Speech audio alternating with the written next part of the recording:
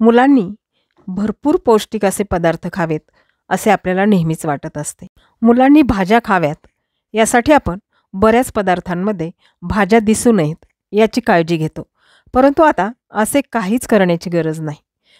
त्यासाठीच आज मी खास मुलांसाठी छोट्या पार्टीसाठी सुद्धा आज मी तुम्हाला दाखवणार आहे व्हेज कटलेट. अशा पद्धतीने केलेली कटलेट जर तुम्ही मुलांना दिले तर मुले नक्कीच आवडीने खातील. सविता किचन क्वीनमध्ये तुम्हा सर्वांचं स्वागत. व्हेज कटलेट करण्यासाठी इथे मी मध्यम आकाराचे 4 बटाटे उकडून स्मॅश केलेले आहेत.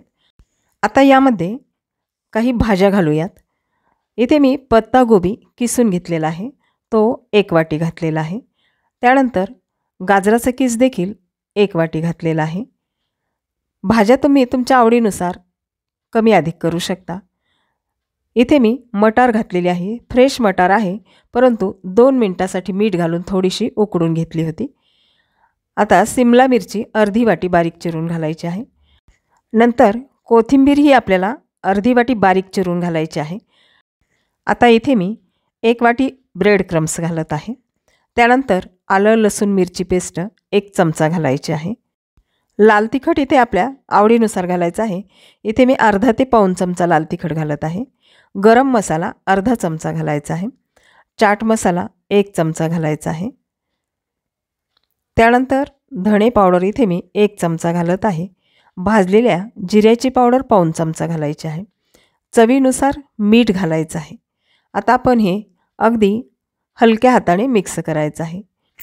ब्रेड क्रम्समुळे कटलेटला बाइंडिंग मस्त येते.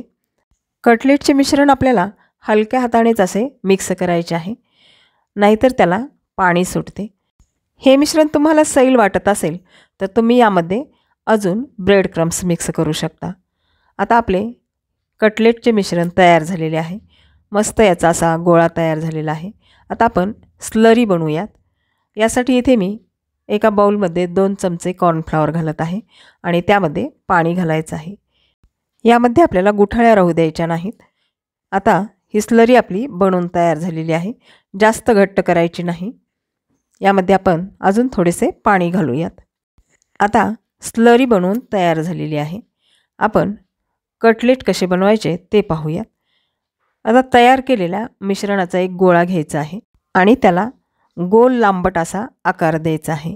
इथे मी अशा पद्धतीचे कटलेट करत आहे. तुम्ही तुमच्या आवडीनुसार या कटलेटला कोणताही आकार देऊ शकता. लांब, चौकोनी किंवा गोल चपटा असा कोणताही. अशाच पद्धतीने सर्व कटलेट्स मी तयार करून घेतलेले आहे. तुम्ही पाहू शकता. अशा प्रकारचे कटलेट तयार करून तुम्ही एखाद्या डब्यामध्ये घालून फ्रीजमध्ये ठेवू शकता आणि 2 ते 3 दिवस केव्हाही डीप फ्राय करून किंवा शॅलो फ्राय करून तुम्ही मुलांना देऊ शकता. त्यानंतर आपल्याला ही कटलेट कॉर्नफ्लॉवरच्या स्लरीमध्ये असे बुडवून घ्यायचे आहेत आणि लगेचच ब्रेड क्रम्समध्ये हे घोळून घ्यायचे आहेत.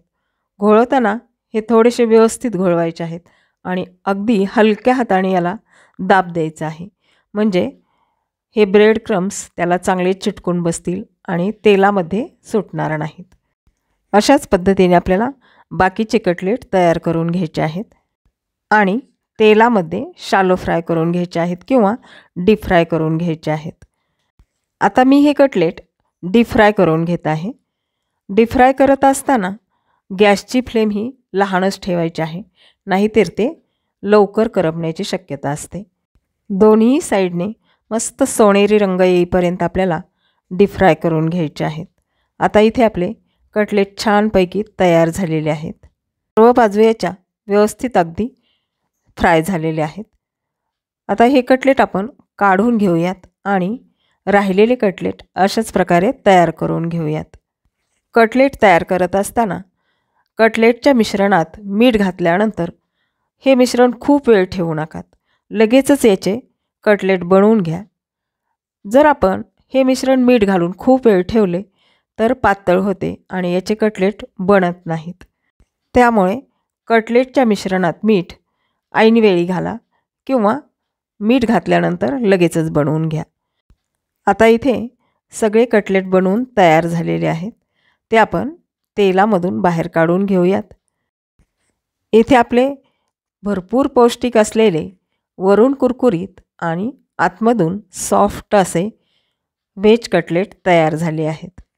यामधील एक कटलेट मी तुम्हाला तोडून दाखवत आहे. तुम्ही पाहू शकता. वाव, मस्तच. खूप छान हे कटलेट तयार झालेले आहेत. धन्यवाद.